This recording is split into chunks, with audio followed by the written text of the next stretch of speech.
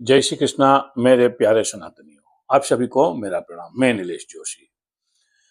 Nehru's blunder, ये मैं एक सीरीज निकाल रही है। 3 एपिसोड में ऑलरेडी कर चुका हूँ, 3 वीडियो। तो मेरी एक आपसे विज्ञप्ति है कि आप ये वीडियो को देखिए, दूसरे लोगों के साथ साझा करिए। इसमें कोई कॉमर्शियल पर्पस नहीं है या कोई मेलाइन नहीं है। जो उसके स्टेप से आज तक मेरे ख्याल से बहुत से लोगों ने कुछ कुछ बोला होगा, लेकिन कंपाइल करके एक के बाद एक बताया हुआ, ऐसा नहीं हुआ है। तो ये बताना जरूरी है देश के हित में ना। हमें कैसे उल्लू बनाया गया, हमारे साथ कैसे खिलवाड़ की गई, 1 से लेकर 2 तक, 2 से लेकर 100 तक। ठीक है, तो आपको जानना जरूरी है। तो आज ये चौथा एपिसोड है जिसमें टाइटल है USS offer of permanent membership in UNO. जब भी भारत आजाद हुआ तो यूएसए ने सोचा इतना बड़ा देश है, इतनी बड़ी जनसंख्या है, चलो इसको हमारे साथ ले लेते हैं, रशिया के साथ नहीं चला जाए। तभी तो 2 ब्लॉक थे ना, एक थे ये अमेरिका वाला ब्लॉक और दूसरा था रशिया वाला सोशलिस्ट ब्लॉक।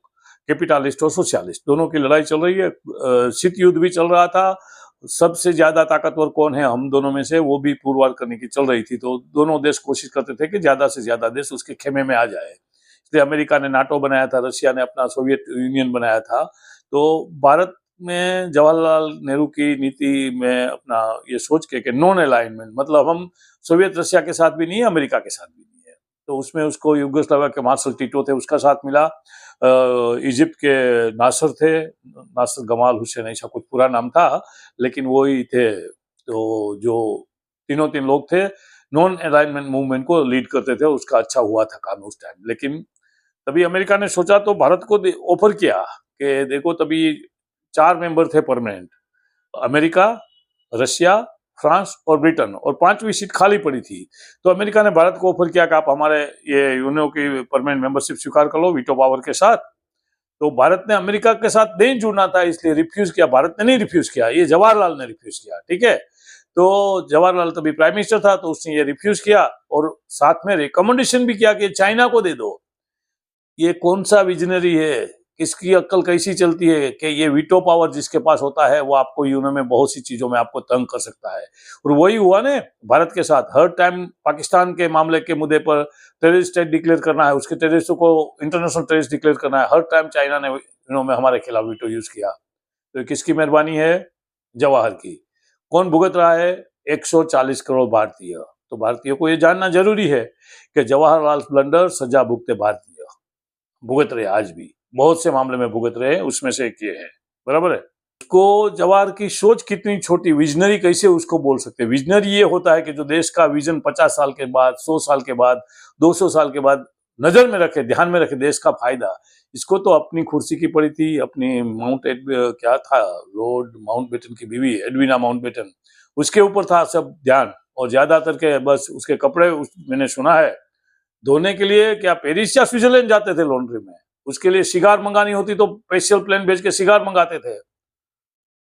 वही अपनी बपोती समझते थे, भारत को अपनी जागीर समझते थे।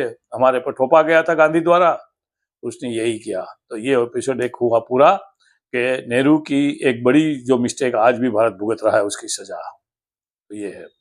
आज से विनंती है, ये वीडियो को देखिए, दूसरे लोगों के साथ शेयर करिए, दूसरे लोगों को समझाइए, बताइए। 2 लोग का भी अगर माइंड चेंज होगा ना, तो मेरी मेहनत करनी यथार्थ है। बस यही मेरी आपसे प्रार्थना है। न मैं आपसे पैसा मांगता हूं, न कुछ मांगता हूं। एक शेर सुनाता हूं आपको छोटा सा, अगर आपको ध्यान में आए तो इसको ध्यान में लेना। पता है मुझे मेरी मंजिल का, पता है मुझे मेरी मंजिल का, मुझे रास्ता मत दिखाइए। पता है मुझे मेरी मंजिल का, मुझे रास्ता मत दिखाइए। अगर है दरकार मेरी तो आइए मेरे साथ जुट जाइए।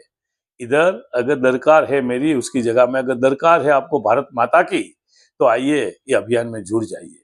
हाँ, भारतीयों को जगाइए, हिंदू को संगठित करिए। और जो हिंदुस्तान को प्यार नहीं करते उसको समझाए कि मातृभाषा को प्यार करना कितना जरूरी होता है। क्योंकि एक रामायण में कथा आती है, कहाँ कि जननी जन्मभूमि स्वर्ग से है महान, जननी जन्मभूमि स्वर्ग से है महान। मुझे ये सबसे प्यारी है, मेरी भारत माता है महान। जय श्री कृष्ण। आपका खूब खूब धन्यवाद।